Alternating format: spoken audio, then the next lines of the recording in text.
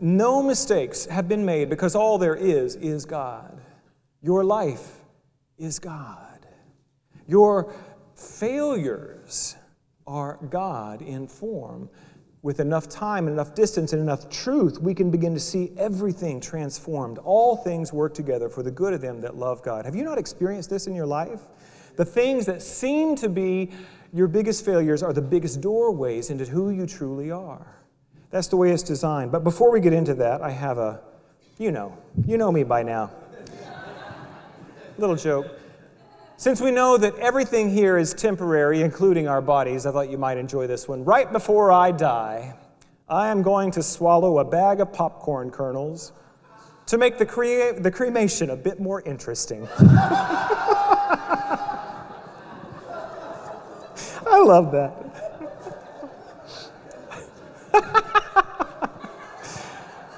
Oh my goodness. Okay, here's the title tonight, To Be in the World and Not of the World. This comes from a passage in John, which we'll get to at the end of the message tonight, but what does this mean, to be in the world and not of the world? It sounds like we're being asked to have spiritual double vision, is it not? Yes, it is. That we are to be here in this space of time and space and form and everything that is here on earth. It's not our final destination, and it's not where we come from. So before we go any further, I thought I always like to define the terms. What do we mean by the world in this context? Do we mean planet Earth, or do we mean material reality? Which do you think it is? Yeah, both, but really material reality. We're talking about the universe, the physical universe. Anything that can be measured would be considered the world, the physical universe. And if we are to understand that the world is, if that's what we mean by we're in the world but not of the world, that meaning material reality or the physical universe, is God present here? Here's your minister right here. She's got the answer. Yes! Why do we know that? Why do we know that God is present in physical reality too? Because God is omnipresent. There is no space where God is not present. So therefore, the world is God too. You got it? And so what we're really talking about is our perception. We perceive God to be absent. But is God ever absent? Okay. So, I want to take just a moment to share with you some of my favorite experiences I've had of finding God in the material world. Does anybody know where this is? This is in Lake Tahoe.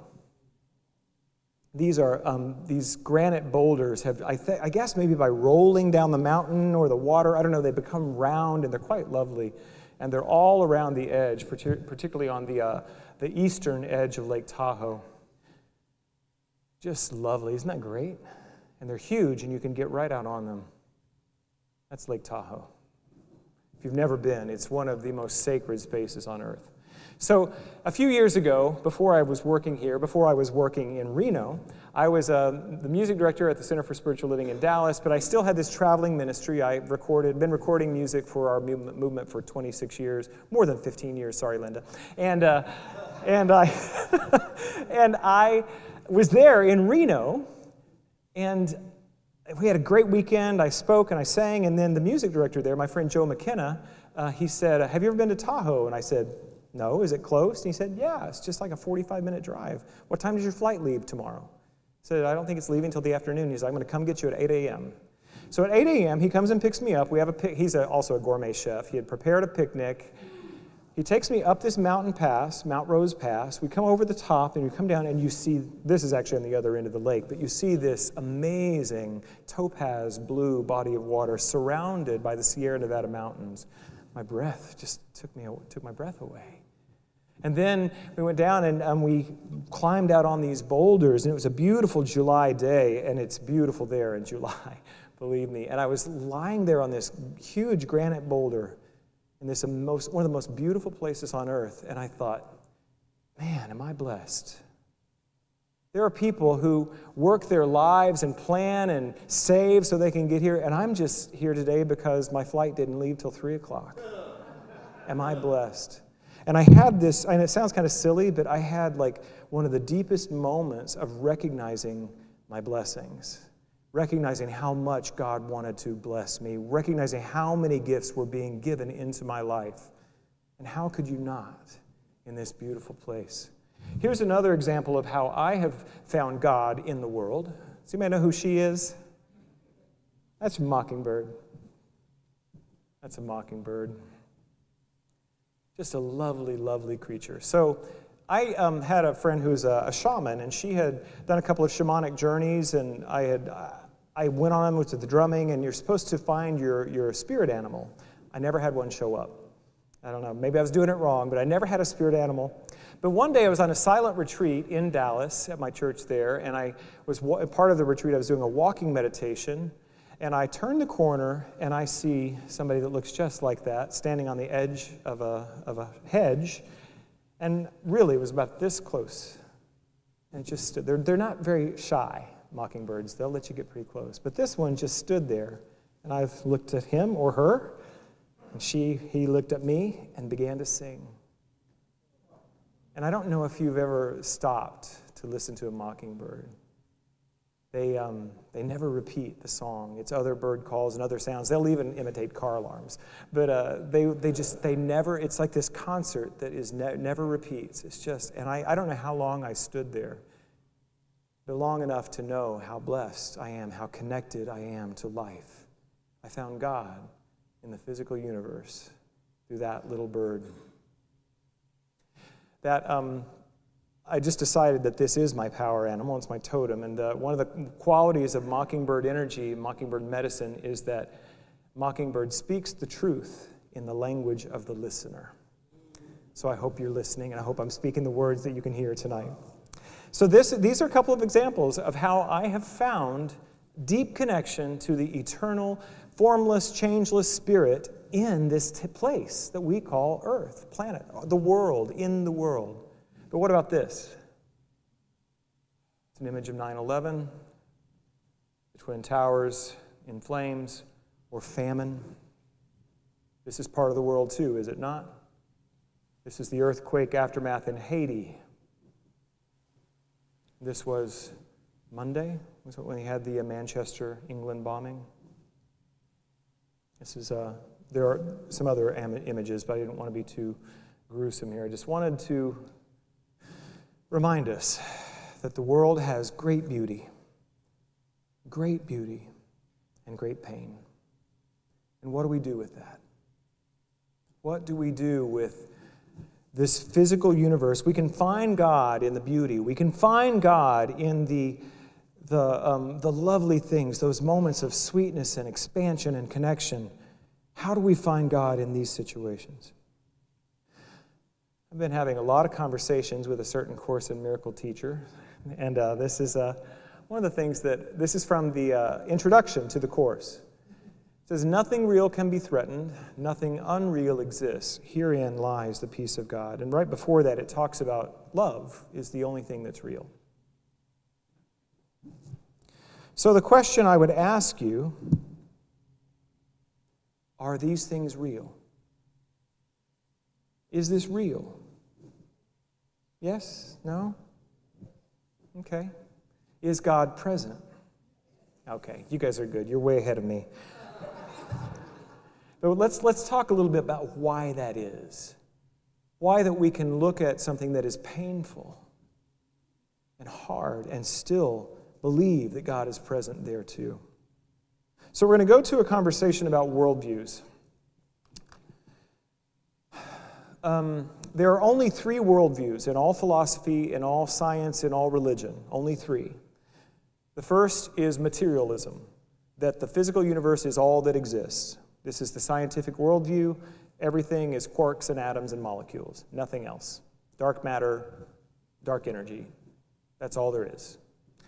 The second view is what we would call idealism. No, let's go to dualism first. The second view is dualism. The dualism means that there is a spiritual reality that is perfect, and then there is the mundane reality of the quarks and the atoms that is fallen. Where do you think we find this worldview? Western religion.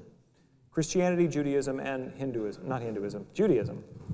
I say that already? Islam, thank you, that's the third one, that have this predominant worldview of a dualistic nature. There is God and there is not God. God is not really omnipresent in a dualistic worldview, is she? Not really, because we would believe that there must be some place that God has separated itself from reality. So you can probably tell that we're not either of these first two, right? The third worldview is called idealism. And what it means is that the spiritual reality is the only reality. Nothing real can be threatened. Nothing unreal exists. Herein lies the peace of God. There is only one reality. It is spirit. So then what do we make of pain? Herein lies the conversation. Herein lies the peace of God. But herein lies the conversation about the absolute and the relative. The absolute truth is this: nothing exists but spirit, but love, but God. In the relative experience, we have moments of pain, we have moments of loneliness, we have physical pain, we have disease, we have death, we have loss. We have all of these experiences in the relative. They hurt. They cause us to question, they cause us to doubt. And yet, what we understand in unity is that God is present there too. If we can expand our seeing, if we can deepen our knowing of God's presence, then somehow, even in these what we would call difficult or dark experiences, the presence of God is real, available, and ready to transform us into more of what we already are, which is expressions of God. There's a great tool that I like to use when I talk about the absolute and the relative. The 3 salad bowls of Jean Houston. That's what this is. Jean Houston is a wonderful teacher. She has her own mystery school. She's actually the great-great-great-great-granddaughter of Sam Houston, for which our city is named. She's really just a remarkable teacher. And I think we've got her coming back in February. She talks about it like this. The bowl on your left would be the absolute, the infinite, the unformed, unnamed, unknowable true reality. There's nothing you can say. We know it's love, but we don't even really know what that is, really, because this is perfect presence. And my teacher told me that anything I say about God is a lie. Actually, a more accurate way to say that is anything I say about God is partial. In Hinduism and Jainism in India, they have the story of the 5 blind men and the elephant. I've told it before, but maybe you haven't heard it. 5 blind men were asked to describe the elephant. The first touched the elephant's trunk and said, "The elephant is like a strong snake." Another touched the elephant's tusk and said, "What are you talking about? The elephant is like a spear. It's hard and it's pointed." The third said, "I don't know what's wrong with you guys," but he touched the ear and said, "Obviously, the elephant is like a giant leaf." Another touched the side of the, how many is that, 4? The side of the elephant said, "No, the elephant is like a stone." And the last touched his leg and says, "You're all wrong. The elephant is like a tree." They're all wrong, and they're all right, and they're all partial. So there's nothing we can say about the salad bowl on the left. On the salad bowl on the right, it's what we would call that which is measurable, the mundane earthly reality, the world, as Jesus called it. And the world knows nothing of absolute reality. We can't get to the absolute from the relative.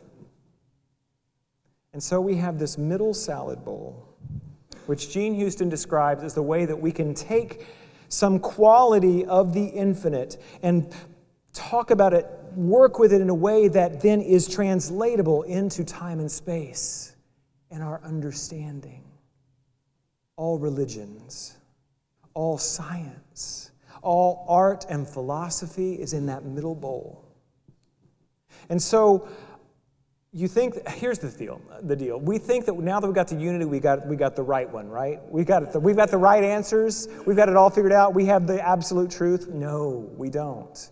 I was talking to a friend of mine the other day who comes from the evangelical background. Now he's a part of Unity. And he said, I used to have this idea that there was this circle. God was in the center, and then there was a line. If you did it right, you were inside the circle, and otherwise you were going to hell. Does anybody else used to have that worldview? And if you still do, we love you.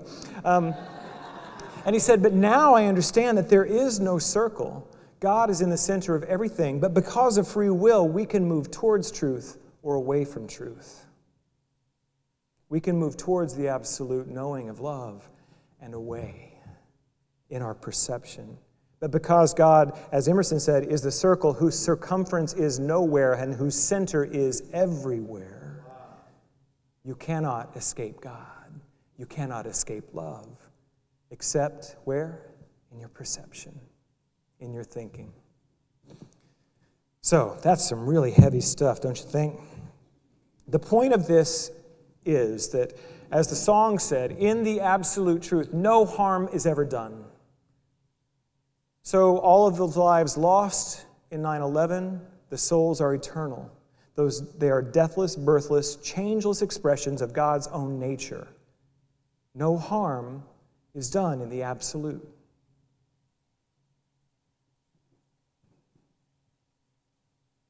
So the question we ask, is this really happening? Yes and no. The problem with this understanding, and I see it as a problem, you may differ, that in that idealist worldview, everything here is sometimes called Maya, the Sanskrit word, and it's sometimes translated as illusion. I actually prefer to think of it not as illusion, but as temporary. Because if we get stuck on this idea that it's all illusion, we can sometimes think it doesn't matter. It doesn't matter that thousands of people were killed in a terrorist attack in New York and Washington, D.C. and Pennsylvania on 9/11. It doesn't matter that a couple of dozen people were killed on Monday night in a terror. It doesn't matter that these things happened because it didn't really happen. Or did it? So this is heavy, this is deep, but what I'm asking you to do is stay in the world, even though you're not of the world. I want you to keep your heart open to the people you have around you. And when they're in pain, it helps no one to say, that's not really happening. Do you feel that? Yes. There's no love there. So how do we know if it's real? Is if love is present. That's the test. If we can find love in the situation, then it's real. That's what we know. So, I'm going to go to the scripture that this passage comes for. And I don't want to spend too much on this first place, the first one. This is actually John 17. This is called the farewell passage in the Gospel of John. The Gospel of John was written 70 to 90 to 100 years after Jesus died. There was definitely a point to the author. I don't say that Jesus didn't say these words, but there is less agreement on scholars that Jesus actually said these words. We know he didn't say these words because he didn't speak English, right? We know that, okay. But you get the idea. There was something here, but there's still value in this language. This is John chapter 17, 15 through 19. My prayer, and he's praying to God for his disciples, my prayer is not that you take them out of the world, but you protect them from the evil one or from evil. They are not of the world, even as I am not of it. Sanctify them by the truth. Your word is truth. As you sent me into the world, I have sent them into the world. For them I sanctify myself, that they too may be truly sanctified. And Jesus is sending his followers into the world to bring truth. And in unity, what is the truth? Let's go back to that. Or was it? This is our truth. As spoken in the Course in Miracles, nothing real can be threatened. Nothing unreal exists. Herein lies the peace of God. And what do we know is real? Love. Okay. So, this is the part I love. This is the chapter before. 16, verse 33, Jesus said, I have told you these things so that in me you may have peace. In this world you will have trouble, but take heart, I have overcome the world. And that's where we're headed. We're headed to a realization that what we perceive as evil and separation is waiting for us to see love. Go back to this image of the arena bombing Monday in Manchester, England. The thing that makes this one particularly hard is that these are a lot of children. They were at this concert, the Ariana Grande concert. This is from the New York Times today. Chris Parker was there, reportedly, because it was a good place to beg. Stephen Jones, 35, was sleeping nearby. Now, both homeless men are being praised as heroes after the Manchester arena bombing. As Manchester and the rest of Britain were trying to come to terms with the country's deadliest terrorist attack in more than a decade, the two men are being hailed on social media for their selflessness and their courage. Mr. Parker, 33. Oh, that's on the front page of the New York Times, but that's Mr. Parker. He was panhandling in the concourse area outside the arena when the bomb exploded. According to local news reports, the force of the blast knocked him to the floor, but he was unfazed. Rather than running for safety, he went to the aid of victims, comforting a girl who had lost her legs, wrapping her in his t-shirt, and cradling a dying woman in his arms. Mr. Jones says he pulled nails out of children's arms and faces. He said, just because I am homeless doesn't mean I haven't got a heart or I'm not human still. I'd like to think someone would come and help me if I needed the help. He said, adding that he had been overcome by an instinct to pitch in. It was children, he continued. It was a lot of children with blood all over them and crying and screaming. Mr. Parker told the news agency Press Association that amid the smoke and the shrieks after the explosion, he saw the little girl. I wrapped her in one of the t-shirts and I said, where is your mom and daddy? And she said, my dad is at work, my mom is up there, he was quoted as saying. He also said that he tried to help an older woman who had head and leg injuries, but that she died in his arms. She was in her 60s, and she had been with her family. I haven't stopped crying, he told the Press Association. The most shocking part of it is that it was a kids' concert. After his actions became known, an online fundraising page was set up for Mr. Parker. By afternoon on Wednesday, it had raised £30,000, $40,000. Another fund for Mr. Jones was listed on Just Giving site. The tragedy may have also helped to heal a family rift. After hearing about what Mr. Parker had done, his mother reached out. She said this is my son, and I am desperate to get in touch with him.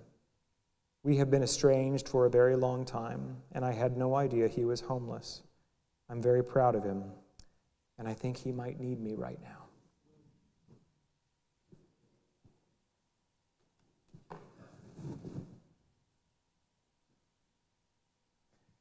What I believe we are called to do, my brothers and sisters, is to look the world in the eye and demand that love show itself. In the face of a tragedy, we see a man who was considered a throwaway person. When he said, well, it was actually the other man, Mr. Jones, who said, I was overcome by an instinct to help, and I hope that people would help me if I needed. What are the chances if he hadn't needed help, that people would have walked away because of the way he looked? Yeah, it happens. I hope that someone, if he needs help, would show up. It's so easy to turn away because it hurts to hear these details. It hurts to think about it. But what I want us to remember is that the hurt is an opening to our compassion.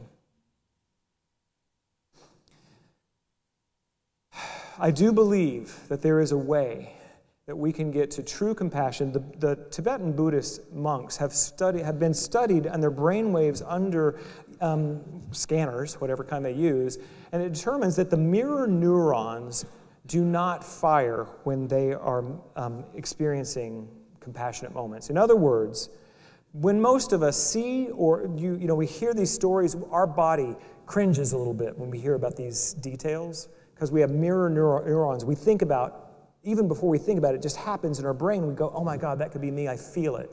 And it's said that the Tibetan Buddhist monks have found a way to be compassionate and to be in the world and to not have that pain of response. And that's why they're able to be with those who suffer and not suffer themselves. It's said that Mother Teresa was able to do the exact same thing. That she was able to move beyond her own pain so that she could be with those in pain and minister to them.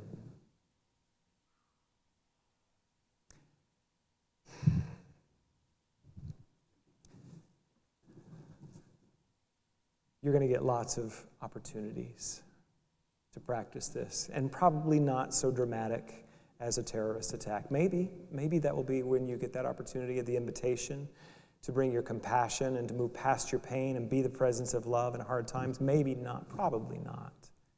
It's probably going to happen when you're at the office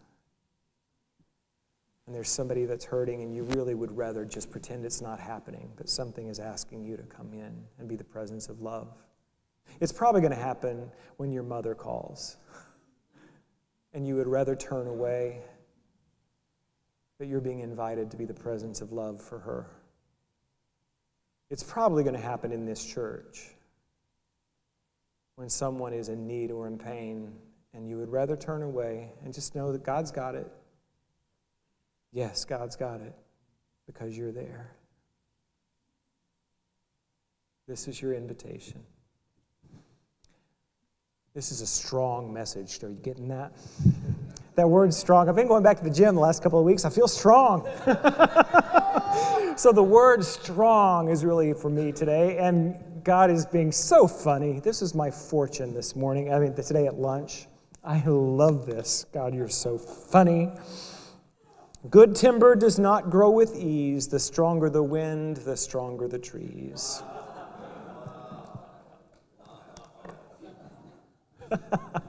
God is so funny.